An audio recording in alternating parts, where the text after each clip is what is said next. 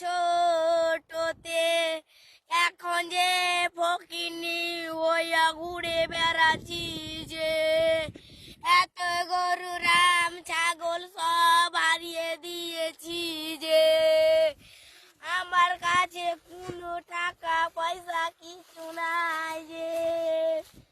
আমি এখন পথে পথে ঘুরে বেড়াই রে। আমাকে তো কেউ 2টা টাকা দেয় না রে। আমিও আগের মতো হতে চাই, যখন ছিল ছোটবেলার মায়ের কোলে।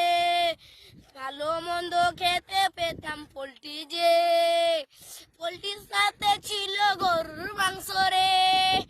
খাইতে কেমন মজা লাগতো যে রে যে।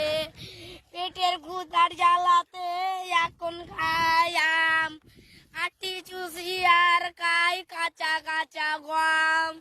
কিছু খাওয়া নাই দেখেন ভাইরা দেখেন, আমাদের কোনো কিছু নাই ভাই নাই।